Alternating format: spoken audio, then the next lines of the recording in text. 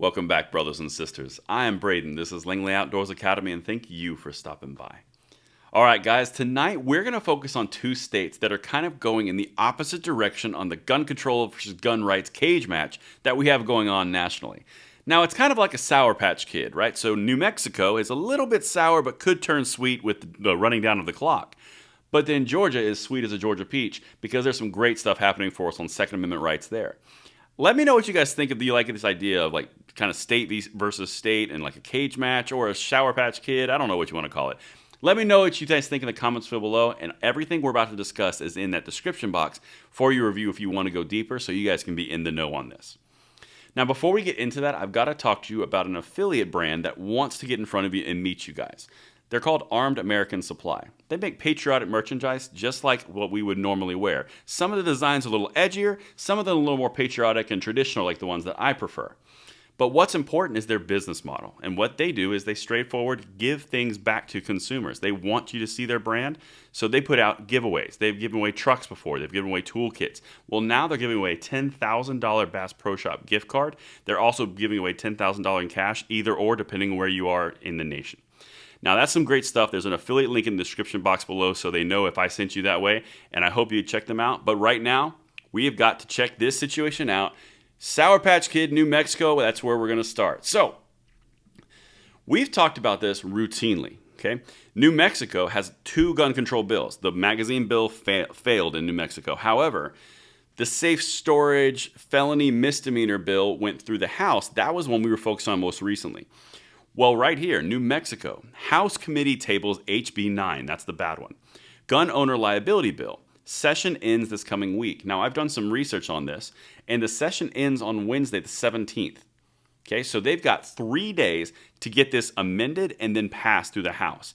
And that's going to be a tall order. Like I said, I always say I'm not Nostradamus.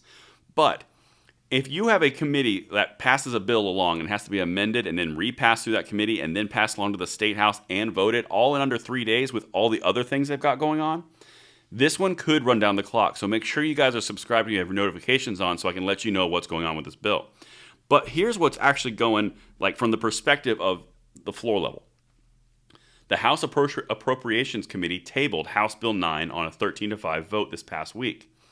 NRA will notify you if there's any further movement on the issue during the remaining 5 full days of the 30-day session. Now, if you guys recall, this was a special session, and the only reason that they could get this gun control into it was because they made the bill on gun control about appropriations by putting money for a health and human services aspect to it. So they forced it to become budgetary, very similar to the Affordable Care Act that happened back in Obama's term.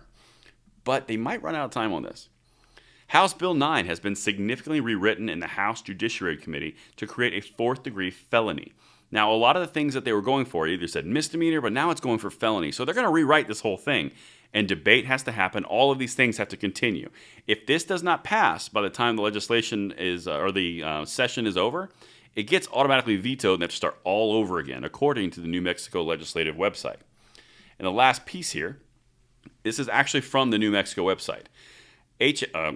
Reported by committee with a do not pass, that's go to the House, but with a do pass recommendation on committee substitution. That means they've got to change it around, which is where you're getting the misdemeanor and the felonies coming from. But now let's swing back over to the gun rights pro movement, because that one could be pro, could be negative. Let's look at Georgia. Permitless gun bill moving through the General Assembly. So that's constitutional carry. That's a big one. Atlanta. After years of unsuccessful efforts, gun rights advocates have never been closer to convincing the General Assembly to pass legislation letting Georgians carry concealed firearms without a permit. This is a big one because I'm actually from Georgia. This does not happen often. This is pretty large. The constitutional carry bill, sponsored by Senator Jason, let's just say A, cleared the Senate Judiciary Committee February 2nd along party lines. We covered that. With 6 Republicans for and 3 opposed, Democrats opposed.